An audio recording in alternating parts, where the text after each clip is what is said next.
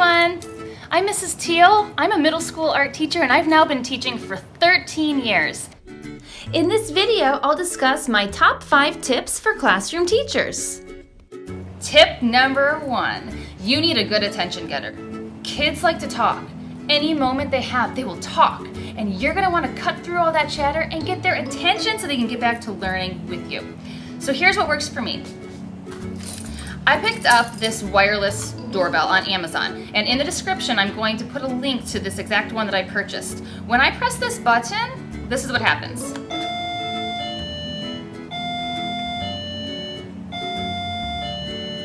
Three bells. Now you can choose whatever kind of chime you want, but I like that 3-bell one because I tell my students on the first bell they need to stop talking. On the second bell, their talking should actually have stopped, and by the third bell, it should be silent. This takes practice, but if you start this from day 1, I guarantee you this will be the easiest way to get your students' attention. Now I've just attached mine using a Velcro command strip right onto my badge so that I have it with me at all times. I wear my badge like this, so now whenever I want to get my students' attention, it's a piece of cake.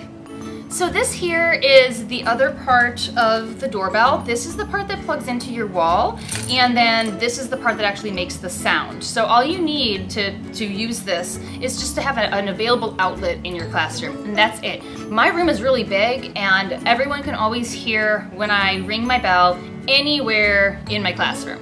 Now for tip number 2. You need to have clear routines that you use every day starting on day 1, and you need to stay organized. One classroom routine that I have is that when students enter my room, they need to place their personal devices into the device hotel. So cell phones, laptops, and even iPads can go into this device hotel, which is really just a shoe rack. And then if I give permission for them to use them during class for appropriate educational purposes, then they can go get their device. Now, if you start a procedure like this on day 1, it is much easier than trying to start it during the school year. Another thing I like to do is have a set place for students to store things. You need to help them to make sure that they come to class and they're ready to go. So I have a place that I have them store their sketchbooks and a pencil because that's something that they need every day in my class. So my students know when they come into my classroom, they're going to come in, they're going to go, and they're going to take out their things. I've color-coded them, so it's very simple. This did not take much time at all on my end. Every day they know there's going to be a warm-up on their board that they are supposed to complete. These routines make them feel safe. These routines make you look like you're a prepared teacher, and these routines make your life easier. You won't have kids asking so many questions. They'll know what to do.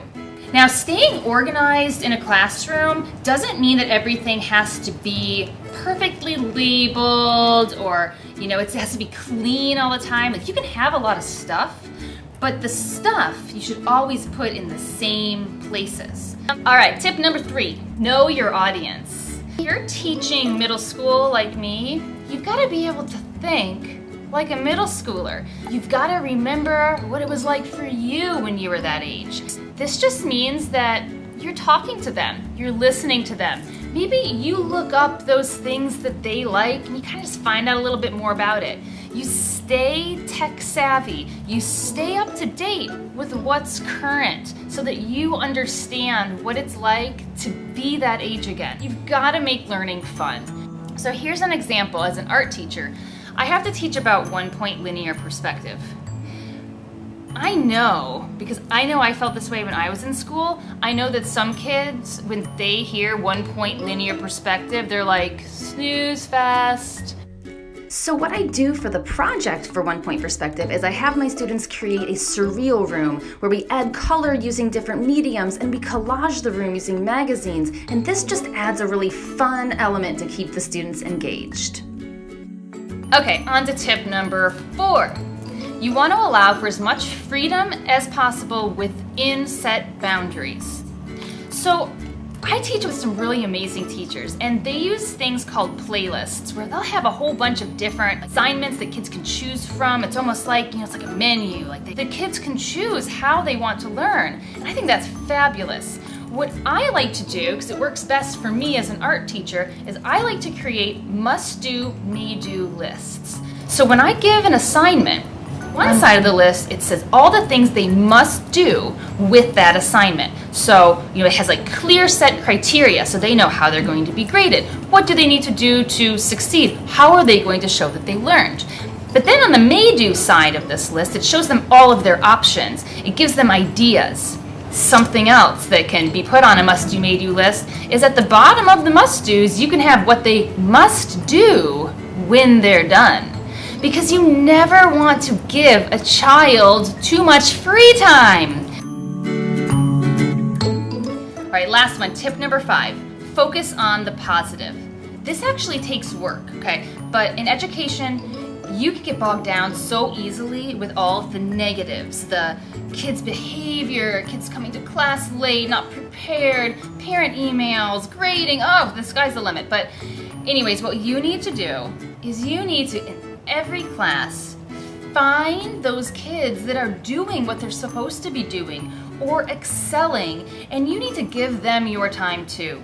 I like to photograph my students' work.